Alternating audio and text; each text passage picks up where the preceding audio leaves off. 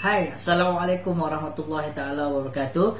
Tuan-tuan dan puan-puan, baru-baru ni bila PNB declare dividen, okey, pengakhiran dividen 3.5% plus dengan 0.75% bonus, okey, total menjadikan keseluruhan pengakhiran dividen untuk tahun berakhir 31 Disember 2020 ni adalah berjumlah 4.25%. Alright, so saya terima banyak soalan-soalan di media sosial bertanyakan tentang adakah masih relevan untuk kita melabur dalam ASB ni. Okey, ada juga yang bercadang nak melabur dalam ASB ni, dia orang dah mula ragu-ragu adakah sama ada dia orang perlu meneruskan hajat melabur dalam ASB ataupun terus stop. Okey, dan ada juga yang dah melabur dalam ASB ni bercadang nak stop pelaburan dia orang dan sedang mencari-cari apa platform pelaburan lain yang boleh membantu dia orang untuk menggandakan pulangan pelaburan dia orang. Alright, so di episod kali ni apa yang saya akan kongsikan dengan tuan-tuan dan puan, satu teknik ataupun kaedah bagaimana tuan-tuan dan puan nak menukar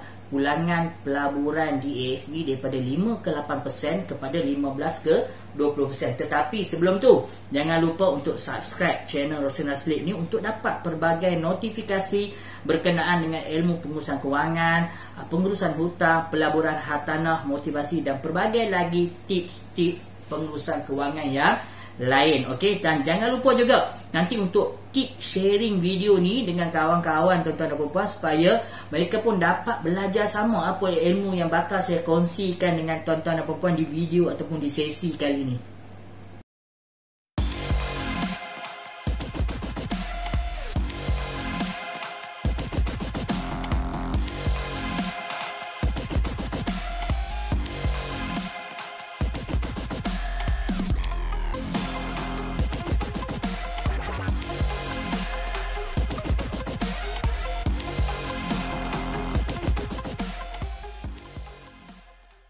Baik, untuk penggunaan teknik kali ini saya akan menggunakan aplikasi Financial Calculator. Bagi pengguna Android, tuan-tuan dan puan-puan boleh muat turun aplikasi ini di Play Store, okey, yang kita panggil sebagai Financial Calculator. Manakala bagi pengguna iPhone, tuan-tuan dan puan-puan boleh muat turun aplikasi di Apple Store yang kita panggil sebagai EZ Financial Calculator. Dan untuk pengiraan kali ini saya akan gunakan kadar dividen pada tahun 2020 itu berjumlah 4.25%.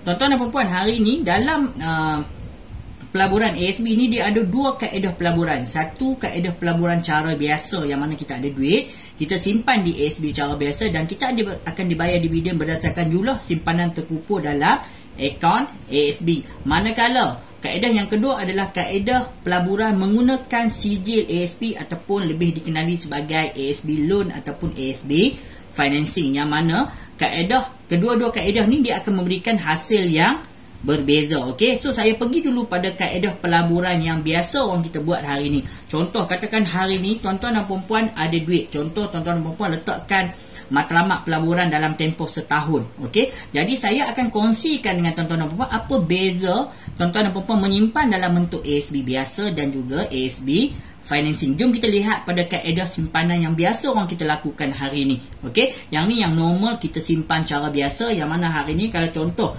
tuan-tuan dan puan-puan mampu menyimpan sebulan RM775. Tuan-tuan dan puan-puan letakkan matlamat nak lihat hasil dalam tempoh setahun, berapa hasil yang terkumpul.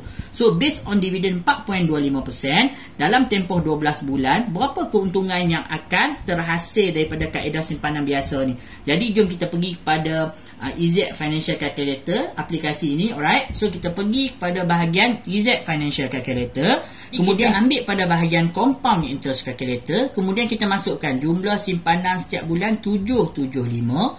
Okey, kemudian kita masukkan tempoh pelaburan, kita letak dalam tempoh 12 bulan based on dividen 4.25%. Okey, compounding kita ambil annually sebab kaedah dividen tahunan. Okay, so kita tekan calculate. So kalau tuan-tuan dan puan-puan lihat dekat sini, total principal mewakili jumlah simpanan pokok kita. Maksud dia 775 kali 12, maksud dia 9,300. Kemudian interest amount adalah jumlah dividen terkumpul yang kita akan dapat. Maksud dia after 1 year, kita nak lihat berapa jumlah simpanan terkumpul kita. Kita ambil 9,300 campurkan dengan 212.73 akan menghasilkan jumlah simpanan berjumlah 9512.73. Maksud dia dekat sini tuan-tuan dan puan-puan, bila menyimpan kaedah simpanan ASB biasa, jumlah dividen yang terkumpul hasil daripada pelaburan ini adalah berjumlah 212.73. Ini adalah contoh kaedah simpanan biasa yang orang kita buat. So alternatif yang tuan-tuan dan puan-puan ada untuk menambahkan keuntungan pelaburan di ASB tuan-tuan dan puan-puan adalah beralih kepada simpanan dalam bentuk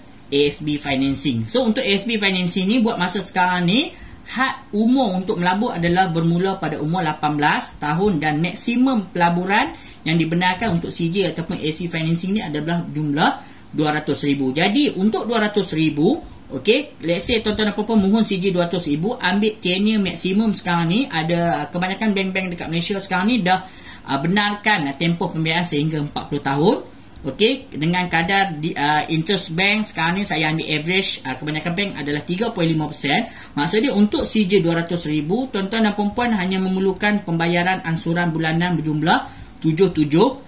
Dan untuk membayar ansuran bulanan untuk pembiayaan ASB ni, tuan-tuan dan puan-puan ada dua kaedah pertama. Yang utama iaitu, pertama sekali tuan-tuan dan puan-puan boleh buat guna kaedah yang cukup popular, rolling dividend. Maksud dia dapat dividen tahun depan, tuan-tuan dan puan-puan boleh gunakan dividen tu untuk bayar ansuran bulanan tahun berikutnya. Ataupun kaedah yang kedua, tuan-tuan dan puan-puan boleh guna jangan usik dividen yang dapat tu, just dapatkan disiplin untuk membayar guna duit poket sendiri pada tahun berikutnya, bergantung kepada kemampuan dan kekuatan kewangan tuan-tuan dan puan-puan masing-masing. Right. So saya nak tunjukkan apa pula hasilnya dalam tempoh setahun kalau tuan-tuan dan puan-puan menggunakan modal yang sama 775 ni dalam tempoh setahun, convert kepada kaedah pelaburan ASB financing, berapa hasil yang akan terkumpul. Alright.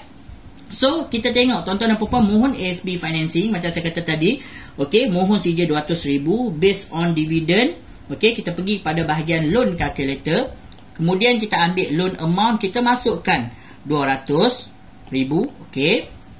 Kemudian interest rate kita masukkan based on tadi 3.5%. Okey, tempoh pembiayaan ambil maksimum 40 tahun dan kita tekan pada bahagian calculate. So kalau tuan-tuan dan puan-puan lihat di sini untuk 200,000, okey, ansuran bulanan berjumlah 774.78. Jadi saya round off jadi 775. Okey. So untuk pembayaran sijil ASB ni, tuan-tuan dan puan-puan boleh memilih sama ada nak buat bayaran ansuran secara bulanan.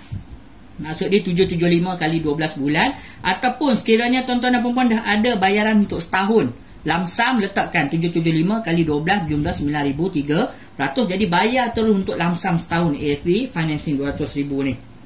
Okey. So based on dividen 4.25%, hujung tahun tuan-tuan dan puan-puan akan dapat dividen berjumlah 8,500. Kenapa dekat sini jumlah dividen tinggi berbanding simpanan cara biasa? Sebab dekat kita simpan cara biasa, dividen dibayar berdasarkan jumlah simpanan terkumpul. Manakala kelebihan dalam pelaburan ASB financing adalah dividen akan dibayar berdasarkan jumlah CJ yang tuan-tuan dan puan-puan mohon. Maksudnya 4.25% kalikan dengan 200,000, tuan-tuan dan puan-puan akan dapat dividen 8,500. Jom kita lihat hasil terkumpul daripada keuntungan pelaburan melalui ASB financing. Okey. So pada tahun pertama, sekiranya tuan-tuan dan puan-puan nak lihat anggaran jumlah simpanan terkumpul, pertama sekali pada tuan-tuan dan puan-puan lihat pada jumlah dividen berjumlah 8,500. Maksudnya ini adalah jumlah dividen terkumpul pada tahun pertama. Dan contoh sekiranya tuan-tuan dan puan-puan nak lihat baki hutang ataupun jumlah prinsipal yang terkumpul pada tahun pertama, yakni pada bulan ke-12, tuan-tuan dan puan-puan boleh ambil 200,000 tolakkan dengan baki hutang pada tahun pertama berjumlah 197,665.43. Jadi tuan-tuan dan puan-puan akan ada prinsipal terkumpul berjumlah 2334.57 ataupun lebih dikenali dengan istilah surrender value. So macam mana kita dapat 197,665.43 ni?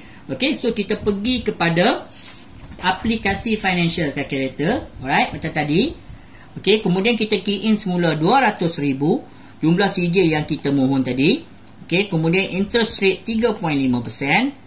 Tenure kita ambil 40 tahun dan kita tekan pada bahagian calculate. Kemudian kita tekan pada bahagian amortization. So kalau tuan-tuan dan puan-puan lihat dekat sini, number ni merujuk pada bulan. Okey, dan setiap bulan bila tuan-tuan dan puan-puan bayar, daripada jumlah bayaran tu dia akan pecah pada dua bahagian. Satu untuk pembayaran interest dan kedua untuk pembayaran prinsipal. Dan bagusnya hari ni saya suka suggest kepada tuan-tuan dan puan-puan untuk melabur dalam ASB financing ni, disebabkan kalau tuan-tuan dan puan-puan lihat, ASB financing ni adalah kategori hutang baik, di mana kalau lihat pada bahagian interest, semakin lama tuan-tuan dan puan-puan bayar pembiayaan ASB ni, jumlah interest yang tuan-tuan dan puan-puan bayar kat bank semakin berkurang. Alright, dan tuan-tuan dan puan-puan lihat dekat sini, semakin lama tuan-tuan dan puan-puan bayar, jumlah prinsipal yang ditolak semakin meningkat. Right? So kalau contoh tuan-tuan dan puan-puan dekat bahagian number ni adalah merujuk pada bulan.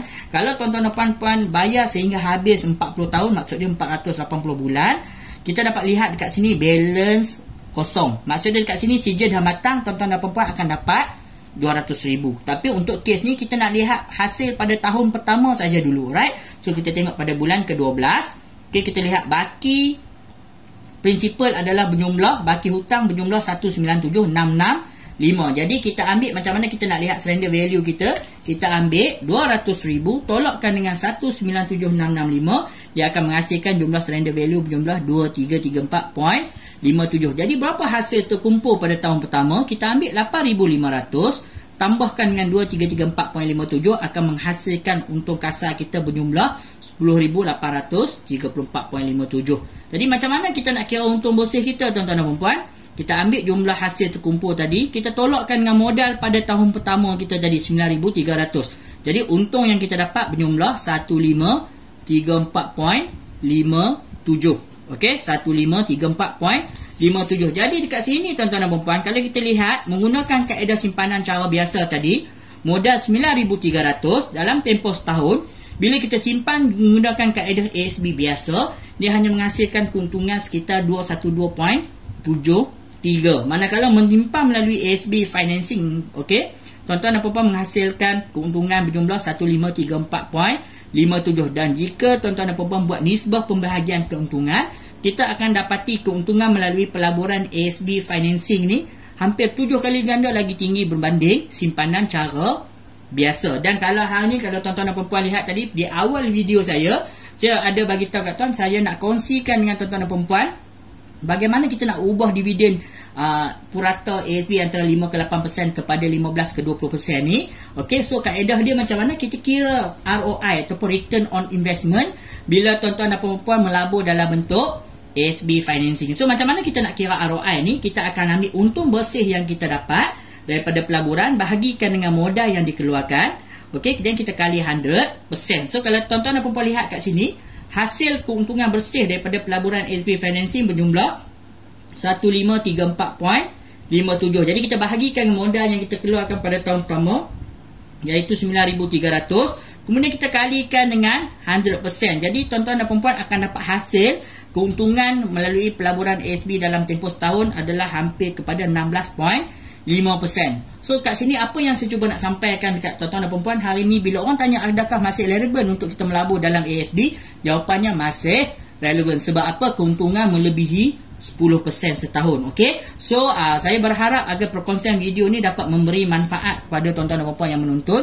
Dan jangan lupa untuk kongsikan video ni pada rakan-rakan tuan-tuan dan puan-puan supaya lebih banyak lagi dapat manfaat daripada pelaburan ASB financing ni.